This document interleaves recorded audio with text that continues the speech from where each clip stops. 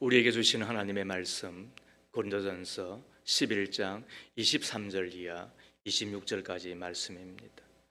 우리가 한 목소리로 함께 하나님의 말씀을 받들어 읽겠습니다. 내가 여러분에게 전해준 것은 주님으로부터 전해받은 것입니다. 곧 주 예수께서 잡히시던 밤에 빵을 들어서 감사를 드리신 다음에 떼시고 말씀하셨습니다. 이것은 너희를 위하는 내 몸이다. 이것을 행하여 나를 기억하여라. 식후에 잔도 이와 같이 하시고서 말씀하셨습니다. 이 잔은 내 피로 세운 새 언약이다. 너희가 마실 때마다 이것을 행하여 나를 기억하여라. 그러므로 여러분이 이 빵을 먹고 이 잔을 마실 때마다 주님의 죽으심을 그가 오실 때까지 선포하는 것입니다. 이는 하나님의 말씀입니다. 하나님 감사합니다. 아멘. 성찬 예식의 의미와 목적이라는 제목으로 하나님의 말씀을 함께 나누기를 소망합니다.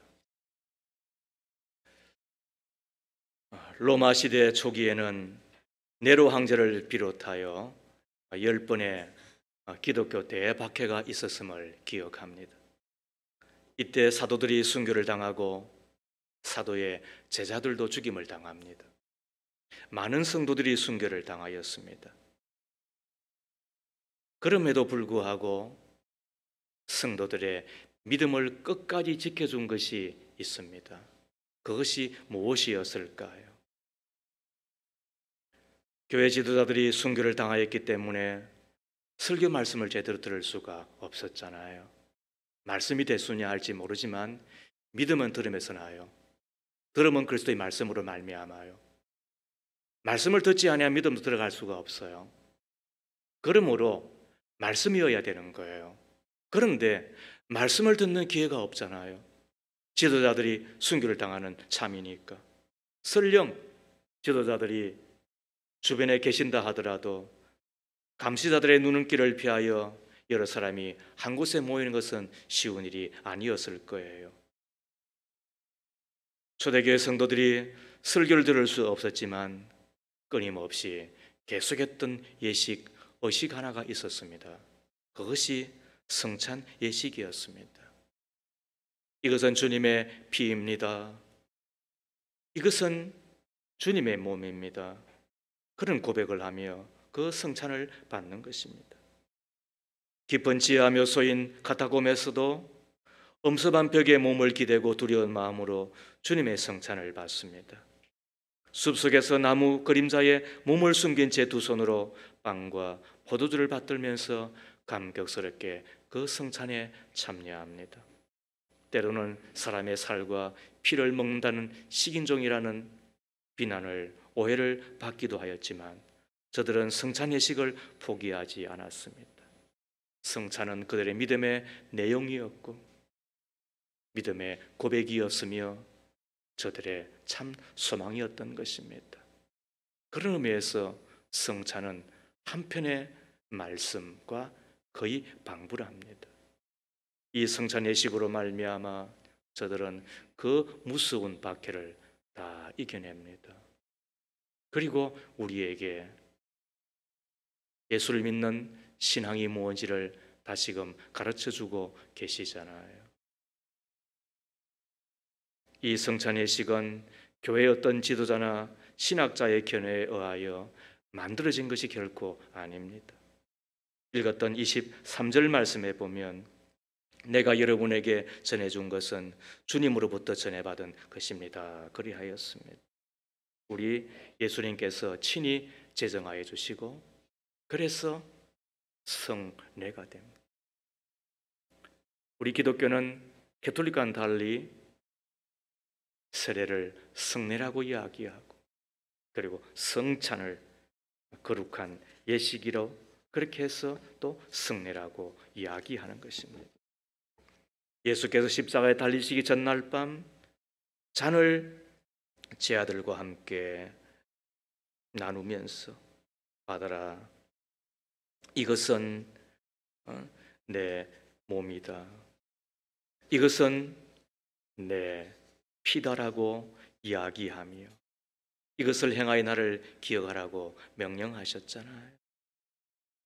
그래서 바울은 고린도 교회에 보낸 첫 번째 편지인 고린도전서에서 성도된 우리가 성찬예식을 하는 목적이 무엇인지 두 가지로 우리에게 일러주고 있는 것이지요.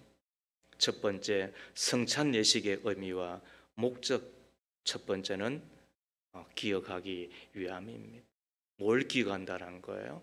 예수님을 늘 기억하며 살게 하기 위함. 이것이 성찬의 의미와 목적인 것입니다.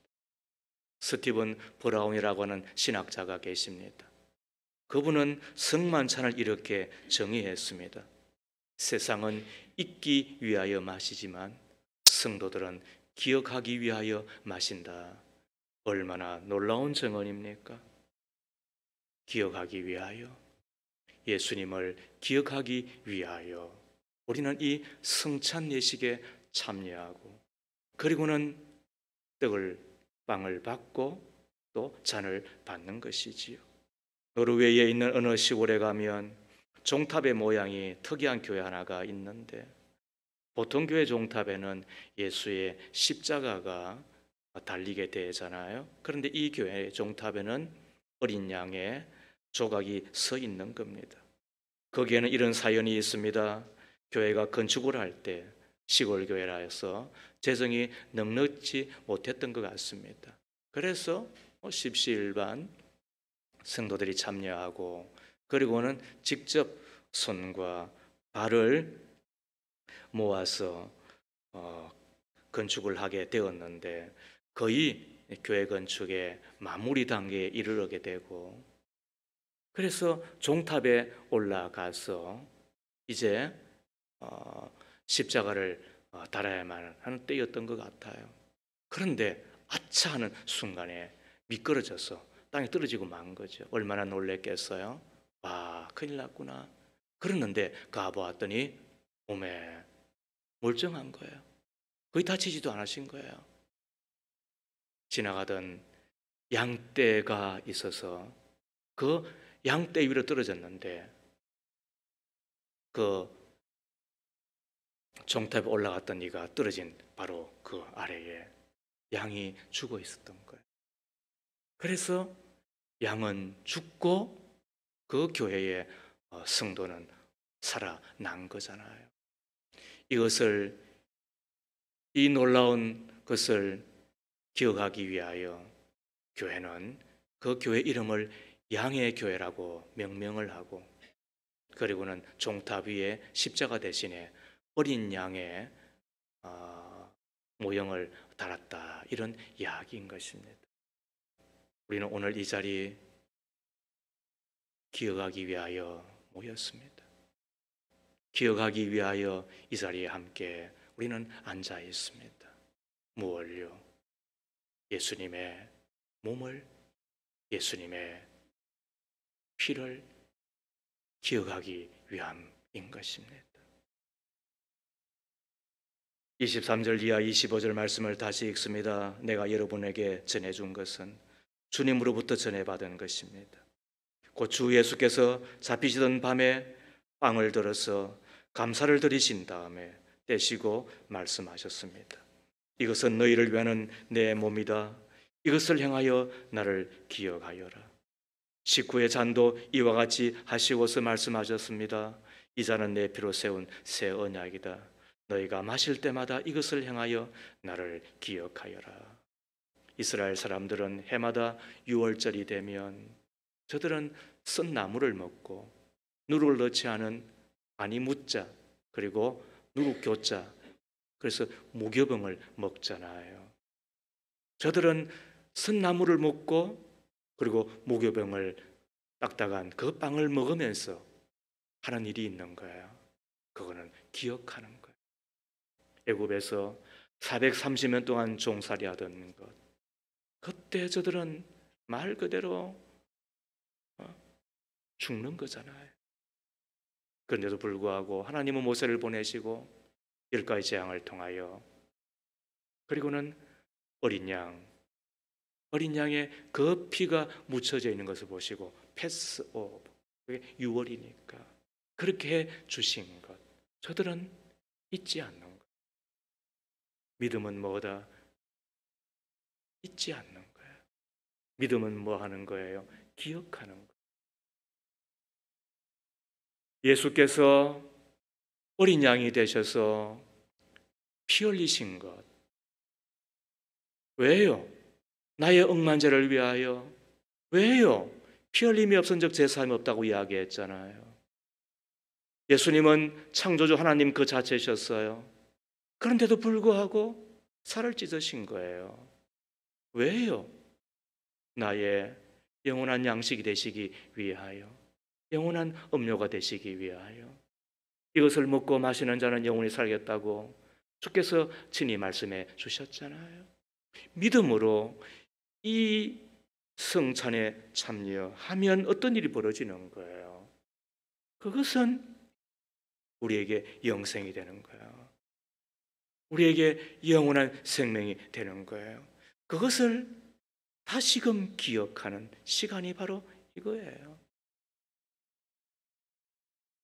우리가 성찬을 행함으로 주님의 십자가, 주님의 그 십자가에서 살을 찢으시고 피를 흘리시면서 죽으신 것을 기억하는 동안 우리 가운데 감사가 가득하고 그리고 감격이 회복되기를 바라는 거잖아요. 믿음의 삶에 있어서 감사가 없이 어찌 그것이 산 믿음이라 할 수 있으며, 우리의 믿음에 감격이 없이 그것을 어찌 참 믿음이라고 할 수가 있겠습니까? 그런데 우리는 언젠가부터 기름을 태우지 아니하고 심지를 태우는 사람이 되고, 우리는 언젠가부터 불덩이가 변하여 숯덩이가 되고 있는 우리 자신을 보게 되는 거죠. 이상하지 않아요? 왜 그래요? 우리 처음에는 안 그랬잖아요. 저 사람 처음에 안 그랬잖아요. 저분 처음에 안 그랬잖아요. 그런데 왜 그래요? 그런데 우리는 뭔가 다 아는 것처럼 뭘 안다는 이야기예요. 알면 이렇게밖에 안 해요. 알면은 여러분 그렇게밖에 안 해요. 그런데도 불구하고 왜 그렇게 되어버렸나요? 저는 박정헌이라고 하는 등반가 이야기를 들었습니다. 사진 한번 띄워보세요. 이분이에요. 사나이. 잘 보시고 계세요. 이분이 참 거의 입지전적인 인물이에요.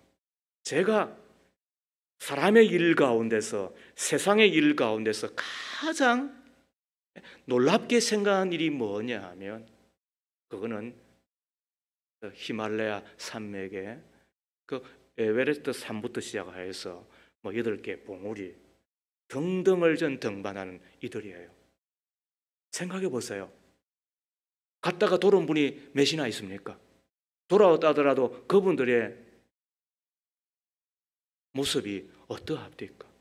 그런데도 불구하고 왜 뚜벅뚜벅 그 길을 걸어가는지 저는 아직도 상상이 안 돼요. 제 이해력으로는 이해가 안 되는 분들이에요. 그런데도 불구하고 아무튼 뭐 그분들이 있다는 것 정도는 인정을 해야 될 것 같아요. 이분은 다른 어떤 이와는 다르게 이 알파이니스트, 다시 이야기하면 지상으로부터 시작을 하여서 산 꼭대기까지 거의 타인의 도움을 받지 아니하고 뭐 올라가는, 그래서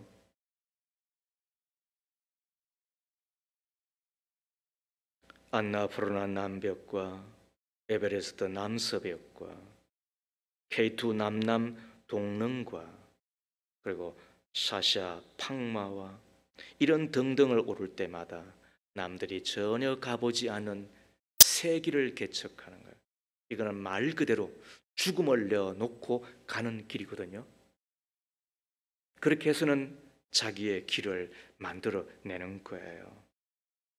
그리고 2005년에 네팔의 히말라야 촐라체 북벽 등정에 성공을 하면서 한국 등반사에 큰 획을 그어요. 난공 불락인 촐라체 6,440밖에 안 되지만 아무튼 등반 세상에서는 그렇다는 거예요. 그런데 그 촐라체 북벽 등반에 성공을 합니다. 그리고는 이제 하산을 합니다. 그때 자기의 후배 최강식이라고 하는 사람과 함께 내려오는데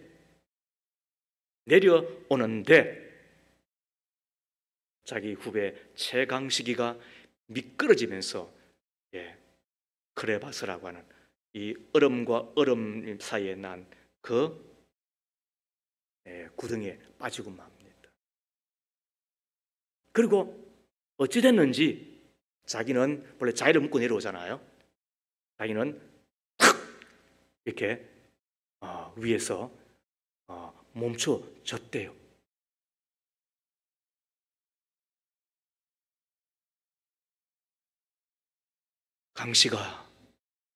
강씨가 예 형님 저 살아 있습니다. 보통 그렇게 하면 건져 올리기가 쉽지 않답니다. 그래서 메스너라고 하는 책을 20권이나 쓰고 그 히말라야 산맥의 그 산들의 이 등반 사이에 있어서 입지적인 인물이 메스너인데 그분도 이와 똑같은 일을 당했대요. 근데 그때는 자기 친동생이었어요. 친동생도 이 크레바스에 빠지면서 옆에서 대롱대롱 달렸는데 그때 어떻게 하느냐? 끌어올리려고 하면 같이 죽는 거예요. 그래서 칼을 꺼내어서 그 자리를 잘랐대요. 자기 친동생을 죽인 거예요. 아무도 세상은 비난하지 않아요. 그런데 강씨가 예 형님 저 살아있습니다. 그 이야기를 듣고 그 위에서 자기도 후배가 떨어지는 그 틈에 미끄러지면서 아무튼 잡았는데 갈비뼈가 다 나갔어요. 그리고 발목이 비틀어졌어요. 그런데도 불구하고 어떻게 합니까? 그를 끄집어냅니다. 그리고는 살려냅니다. 그리고는 사진을 보십시다. 자, 이렇게 손 8마디를 다 잘라냅니다. 이게 그쪽 세계에서 벌어지는 일이래요. 그래서 동생마저도 죽인다고 이야기하는 거예요. 죽이는 것이 아니라 동생마저도 그렇게 내버려 둘 수밖에 없다는 거예요. 그 다음 사진을 보세요. 자, 여러분들이 볼 때에 오른쪽이 최강식인 것 같아. 그리고 왼쪽에 저분이 박정은이라고 하는 분이에요. 보세요. 그리고 발가락 마저도 아마 엄지발가락을 잘라냈다는 이야기를 듣습니다. 자, 우리 여기에서 저를 보세요. 자, 저를 보십시다. 여러분 같으면 저 때 어떻게 하겠습니까? 메스너와 같은 그 유명한 산악인 전에 비난하지 않아요. 살리려면 같이 죽어요. 그래서 그냥 자르고 평생 고통을 안고 살망정 그래도 자기는 살아오겠습니까? 아니면 박정은처럼 건지면 자기도 죽거나 아니면 저와 같은 동상에 걸려가지고 손을 다 자를 수밖에 없는 그런 일을 하겠습니까? 여러분들 후자라고요. 역시 여러분들은 대단합니다. 자, 두 번째로 여러분의 그러면 아들이 저와 같은 입장에 되어서 강씨가 했더니 예 형님 저 살아있으라고 하면은 여러분들의 아들이 박정은이의 입장이 되어서 갈비뼈가 다 부서졌는데도 불구하고 발목이 지금 비틀어져 있는데도 불구하고 그 밑에서 그 체격의 사람을 끄집어 내겠습니까? 10분 했겠습니까? 20분 했겠습니까? 아마 몰라도 1시간, 2시간씩 아마 이걸 끌어올린다고 저렇게 되었겠지요.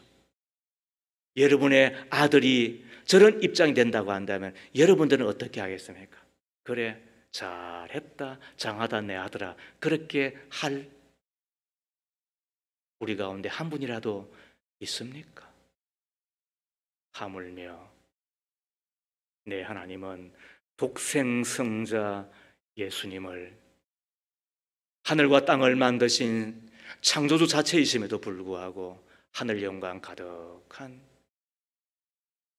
내 아들이 십자가에 달리는데, 그곳에서 몸을 찢으시는데, 그곳에서 피를 흘리시는데, 여러분, 이것이 주님의 십자가, 그리고 주님이 우리 가운데 이 성전을 통하여 다시 기억하라고 해 주시는 것이라고 한다면, 여러분, 묻습니다. 나는 예수를 기억하고 살아가는 사람입니까? 그 예수 때문에 내 마음에 감사가 넘치면, 그 예수 때문에 감격이 넘치면 불덩이가 될 터인데 왜 언젠가부터 그래 숫덩이가 되어서 살아갑니까? 그러지 않고서 우리의 예배가, 여러분, 이것밖에 안 되는 겁니까? 왜 그렇게 주일을 시시하게 생각하고 동호회는 그렇게도 혈안이 되어서 찾아다니고 계모임과 동창회와 여러분 돈 되는 데는 그렇게 찾아가던 우리가 왜 주일은 참 어떤 때는 용서가 안 됩니다. 내 마음에 내가 뭐 용서하고 한다고 해서 뭐 거기에 무슨 여러분들에게 무슨 의미가 있겠습니까만, 여러분 그것이 제 마음 가운데는 아직도 이해가 안 되는 것입니다. 여러분, 왜 우리가 기름을 태워야 될 사람이 심지를 태우며 왜 우리가 평생 불덩이로 살아야 될 사람들이 숫덩이가 변하여서 왜 그렇게 변질되어 살아가는 우리들입니까? 왜 그렇게 되었습니까, 여러분? 왜? 참으로 기가 막힙니다. 참으로 기가 막힙니다. 참으로 기가 막힙니다. 최소한 예배 시간 오기 전에 잠이라도 푹 자고 오십시오. 주일날 그 반짝반짝반짝한 눈으로 주님의 시선을 맞추며, 주님, 그 이름을 한 번 부르는 가운데 내 눈에서 불꽃이 튀도록 말이요, 내 안에 꿈틀거리는 그 불로 말이요, 주님을 한 번이라도 그렇게 예배할 수 있도록 말이에요. 우리가 그렇게 살아갈 수는 없는 것입니까, 여러분? 나는 기억하고 사는 것입니까? 주 예수의 죽으심을, 그리고 그분의 십자가를 말입니다. 어떤 이는 그럽디다. 그분은요 꼭 계모임 오듯이 그렇게 오는 것 같아요. 참 기가 막힙니다. 참 기가 막힙니다. 우리가 오늘 이후로는 우리가 그렇게 살아서는 안 됩니다. 이 성찬에 참여하며 말입니다. 두 번째로, 성찬 내식의 의미와 목적은 예수의 죽으심을 전하며 살게 하기 위함입니다. 우리는 지난주 수요일 날 조선의 마더 테레사와 같은 한 여성을 만나잖아요. 이름은 엘리자베트 셰핑인데 조선말로 서서평으로 스스로 이름을 지은 여성 선교사입니다. 독일 주선의 미국 선교사인데 여성이 얼마나 성격이 급했으면, 그런데 그것도 아마 자의식이겠죠. 그래서 서서히 서자와 그리고 평평할 평자를 모아서 서서히 천천히 평온하게 선교하겠다는 아마 의지를 담은 듯해요. 독일에서 아버지가 호적도 남겨놓지 않고 그래서 원치 않는 아이로 태어납니다.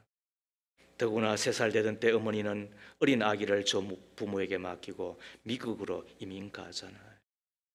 9세 때 할머니가 세상을 떠나자 그냥 주소 하나 들고 이역만리 미국으로 엄마 찾아갑니다. 아무튼 그곳에서 캐톨릭계의 중고등학교를 졸업하고 그리고 간호학교를 졸업합니다.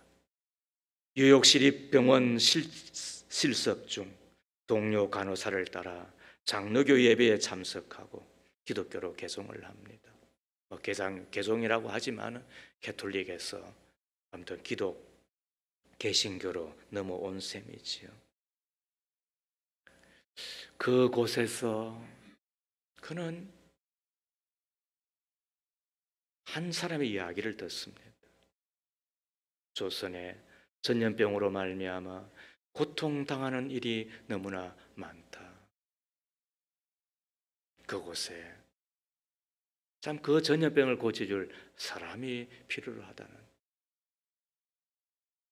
그 이야기를 듣고 지금으로부터 무려 112년 전 1912년에 그는 어려 선교사가 되어서 이 땅을 찾습니다. 한국어를 배우고 그리고는 한복 저고리를 입고 남자 그리고 검정 고무신을 신고 된장국을 좋아했대요. 그분의 1, 2, 3 사진을 한번 봐보세요. 저렇게 고운 처녀였어요. 그리고 좀 나이가 드니까 저렇게 그래도 아름답잖아요. 그리고 아마 미국에 갔을 때 엄마를 뵐 때 저 모습으로 엄마를 뵈었다라고 전하여집니다. 근데 엄마가 만나주지도 않았다잖아요. 그때 맘 그렇게 외마디로 외친 선교사예요. 온전한 조선인이 되고자 했고 평생 독신으로 살며 미국으로 돌아갈 생각을 하지를 않았습니다. 조선에 도착한 그녀는 조랑말을 타고 사진 한번 봐보세요. 참 사진의 힘이 또 저런 거잖아요. 진짜 저분이래요. 조랑말을 타고 전국을 순회하며 복음을 전하였는데 물론 초기는 간호 선교사로 하다가 그 다음에 몸이 약해지면서 그 다음에는 복음을 또 원색적으로 전하였대요. 그러면서 여러분 놀라지 마세요. 조선인 어린아이 13명을 수양딸로 그리고 그 가운데는 한센병 근사님 한센병이 뭐예요? 문둥병 그 한 남자아이를 자기의 수양 아들로 삼았대요. 그리고는 무려 22년을 이 땅 가운데 거하며 그때 당시에 선교사 생활비로 3원 정도 이렇게 주어졌는데 그 중에 10전만 사용을 하고 나머지는 다 가난한 이들, 없는 이들, 어려운 이들 그리고 헐벗는 이들 저들을 위해서 다 썼다잖아요. 그녀는 항상 이런 말을 했다는 겁니다. 내일 나 먹기 위해 오늘 굶는 사람을 그대로 못 본 척 할 수 없으며 옷장에 옷을 넣어놓고서 당장 추위에 떠는 사람을 모른 척 할 수 없습니다. 그녀가 영양실조로 마지막 천국에 입성하게 되는데 그는 마지막 그때 당시에는 참 거의 불가사의하잖아요. 자기의 시신을 해부용으로 기부까지 합니다. 당시 조선일보는 자선과 교육 사업에 일생을 바친 선민의 어머니 서서평양 서거라는 제목과 함께 재생한 예수라고 부제로 그의 죽음을 대서 특별했다는 것입니다. 최초의 광주 시민 사회장으로 장례를 치를 때 수천의 이 광주 시민과 나은 자들이 쫓아나와 어머니, 어머니 그렇게 부르며 오열했다는 이야기입니다. 그녀의 침대 밑에는 이런 글귀가 적혀 있었다고 합니다. 성공이 아니라 성김입니다. 성공이 아니라 성김입니다. 성공이 아니라 성김입니다. 어떻게 이렇게 대단한 인물이 있습니까? 어떻게 이렇게 위대한 인물이 있습니까? 어떻게 이런 훌륭한 인물이 있습니까? 우리는 그 덕을 다 보고 있잖아요. 그 화면에 여러분 보셨죠? 그런 데는 꼭 참여하세요, 여러분. 홍정길 목사님이라고 하는 저희 영적 스승이에요. 제가 그분을 뵌 것은 2번밖에 안 돼요. 그러나 책을 통하여 만났던 스승 가운데 한 분이 그분이에요. 참 대단한 분이잖아요. 그분의 외할머니가 이 서서평 여선교사님의 제자였다잖아요. 그 할머니의 제자, 그리고 그 할머니의 외손자가 이 땅의 복음주의 사인방으로 이동훈 목사, 하영조 목사, 옥하나 목사, 그리고 홍정길 목사를 꼽는데 그분으로 지금 이렇게 우뚝 서 있는 것을 보면 그분은 결코 이 땅 가운데서 진짜 말 그대로 너무너무 고생하다가 참 안 됐게 죽었다 이렇게 우리 말하지 않아요. 얼마나 천국에서 상이 많으며 우리가 지난주에 배웠잖아요. 믿음의 뭘? 덕을, 유익을 주는 사람으로. 그렇게 살기 위해서 필요한 것들이 나머지 우리가 6가지가 있다고 이야기를 하였는데 그리하면 어떻게 됩니까? 열렬하게 천국에서 환영을 받는 사람이 되는데 바로 이분 아닌가요?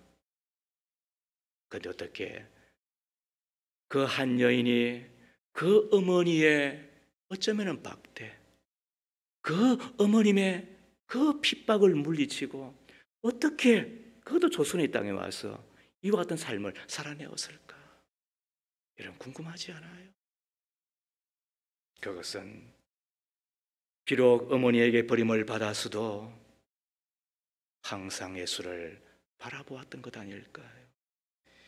26절 말씀에 그러므로 여러분이 이 빵을 먹고 이 잔을 마실 때마다 주님의 죽으심을 그가 오실 때까지 선포하는 것입니다. 공동 번역으로 된 거 같이 읽습니다. 시작. 그러므로 여러분은 이 빵을 먹고 이 잔을 마실 때마다 주님의 죽음을 선포하고 이것을 주님께서 다시 오실 때까지 하십시오. 여러분, 믿음의 성공은 주를 바라보며 있어요. 믿음의 실패는 그 시선을 돌려 자꾸 땅을 바라보기 때문인 거예요. 우리의 믿음의 주 내용은 주를 바라봄이에요. 우리가 믿음의 성공자로 우리가 신앙생활의 진정한 승자로 살아가는 길은 다른 것이 없어요. 나를 위하여 그 십자가에 달리시고 그 십자가에서 창조주 하나님이심에도 불구하고 우리는 피 한 방울 흘리는 것도 힘들어 하잖아요. 지난주 수요일인가 영화 보고 집에 들어갔다가 뭘 하다가 팍 깨졌는데 소리 팍 나가 피가 펑펑펑펑 안 났지만 제가 막 붙들고 말이죠. 있으니까 말이죠. 제 아내가 청소기 달고 가지고 막 그거 한다고 하니까 나는 지금 미쳐 죽겠는데 이걸 붙들고 있는데 봐요. 지금 와서 부시딘하고 지금 델밴드를 가져와서 나한테 지금 이걸 좀 붙여줘야 되지. 청소기 가지고 말이죠. 나중에 알고 봤더니 제가 다칠까 봐 그랬다고 하는데 그때는 아무튼 그렇습니다, 여러분. 하물며 창조주 내 하나님의 살점이 찢겨져 나가는데 그 피를 보혈을 흘리시는데 우리가 어찌 기억하지 않으며 우리가 어찌 그 죽음을 전하는 일에 소홀할 수가 있겠습니까? 잘 알고 있는 한 실화를 소개하며 오늘 말씀을 맺겠습니다. 만삭이 된 여인이 크리스마스 전날 밤 선교사님이 계신 마을을 찾아가고 있었습니다. 영하 16도의 혹한 속에서 한 걸음 올라가면 두 걸음 미끄러지고 두 걸음 올라가면 세 걸음 미끄러집니다. 그러다가 아무도 없는 깊은 산 속에서 아기를 낳을 수밖에는 없었습니다. 신장로 바닥에 솔잎까지 꺾어 덮어놓고 치마를 벗어서 그 위에 깔고 출산을 합니다. 아기가 태어나자마자 여인은 속옷까지 벗어서 아기의 얼굴과 몸을 감싸줍니다. 이런 새벽, 미국에서 온 선교사 한 분이 새벽 예배를 드리기 위하여 그 길을 지나가다가 언덕길을 넘어가는데 아기 울음소리가 들려요. 아기 울음소리가 나는 곳을 향해 고개를 들어보니 깜짝 놀랄 만한 광경이 눈에 띄잖아요. 완전히 벌거벗은 한 여인이 새우등처럼 몸을 구부린 자세로 아기를 꼭 끌어안고 죽어 있지요. 아마 갓 태어난 아기가 얼어 죽지 않기 위하여 자기 몸을 다 벗어서 덮어준 거지요. 그리고 온 산등성에 피가 뿌려져 있는 것으로 봐서는 체온을 유지하기 위해 그 주위를 뛰어다녔던 것 같죠. 선교사님은 경찰과 함께 이 여인의 정체를 수순해 보았지만 알 길이 없어서 그 시신을 양지 바른 곳에 묻어줍니다. 갓 태어난 아기를 양자로 맞습니다. 이 아이가 청소년이 되었을 때 선교사는 고국으로 돌아가게 되었습니다. 아이를 불러놓고 자초지정 이야기를 합니다. 그리고는 묻습니다. 얘야, 아버지 나를 따라가겠니? 아니면 너의 어머니 나라인 여기에 남겠니? 내가 선택해야 될 시간이 되었다. 그 이야기를 듣고 충격을 받은 아들은 방문을 걸어 잠그고 식음을 전폐하고 흐느끼 울기 시작합니다. 나중에는 추운 겨울 맨발로 뛰어나갑니다. 달리고 뛰던 이 아기는 동구 밖으로 뛰쳐나가 하늘을 향하여 오열을 토하고 절규하기 시작합니다. 어머니, 어머니, 어머니. 어머님의 무덤에 달려가 무덤 주위에 난 가시를 꺾고 갈대잎을 뽑습니다. 그리고 사인 눈을 다 쓸어 내립니다. 사인 눈 위에 발가벗은 채로 무릎을 꿇고 이렇게 말을 한 겁니다. 어머니, 이만큼 죽으셨습니까? 핏덩어리 같은 날 살리기 위하여 어머니께서 죽었었다지요. 날 살리기 위해 다 벗었었다지요. 내가 어머니를 위해 할 수 있는 일이 무엇입니까? 여러분, 괜히 산파조 이야기 아닙니다. 여러분, 실화입니다. 크리스찬 투데이라고 하는 그 잡지에 이 땅의 선교사 이야기를 직접 적은 글입니다. 그리고 여러분 이야기에 괜히 눈물 한 방울 여러분 짜내려고 하는 건 아닙니다. 도전합니다. 여러분은 예수님을 몇 명 믿게 드렸습니까? 다시 이야기합니다. 여러분의 지난 1년 아니 20년 가까운 기간 동안 예수님 몇 명 믿게 드렸습니까? 제가 여러분들과 함께 지난 20년을 지나며 제일 부끄러운 것이 이거라고 이야기하였고, 그리고 제가 당부하고 또 당부한 것은 전도 많이 하라고, 선교 많이 하시라고 제가 이야기했습니다. 지난 20년 동안 나름대로 저는 절제하며 아담하게 살아보려고 애를 썼습니다. 오직 한 이유는 예수님 믿기를, 예수님 잘 믿기를, 그리고 이 목사 따라 전도하며 한 영혼이라도 구원하며 살아가기를 바라였죠. 그래도 내 두 아들은 예수 믿어서 감사하고 신앙생활을 잘 하려고 애쓰는 모습이 고맙고, 여러분 다시 도전합니다. 여러분의 남편은 예수 믿습니까? 여러분의 아내는 예수 믿습니까? 여러분의 자녀는 예수 믿습니까? 여러분의 부모는 예수 믿습니까? 여러분들의 지인들은 예수를 믿고 있는 것입니까? 오늘 성만찬의 의미는 예수의 죽으심을 기억하고 그 죽으심과 부활을 증거하라고 하는 하나님의 명인 것입니다. 이 명령을 우리가 어기지 아니하고 주님을 만났을 때 주님의 상과 열렬한 환영을 받으며 영원한 천국으로 다 들어가는 우리이기를 바라는데, 다시 이야기합니다. 성만찬의 의미와 목적은 예수의 죽으심을 우리가 평생 잊지 아니하고 그것이 내 마음에 불이 되고 내 마음에 불덩이가 되어서 우리가 그 죽으심과 부활을 때를 얻든지 못 얻든지 전하며 또 선교하며 살라고 한 주님의 운명인데, 지금까지는 어떻게 살았든 간에 이후로는 기억하며 사십시다. 전도 없는 신앙생활은 종교생활에 불과합니다. 생명을 낳지 않는 것은 이미 죽은 것과 똑같습니다. 그만큼 더 부끄러운 믿음도 없고 창피하고 그리고 쪽팔리는 믿음도 없고 한 명도 예수를 믿게 되지 않았다고 한다면 어찌 내가 주님의 나라에 가서 주님의 그 손과 발을 만질 수가 있겠습니까? 이 성찬의 예식이 다시 우리의 마음에 감격으로 그리고 주님 주신 그 사명에 불타는 저 여러분 꼭 되었으면 합니다.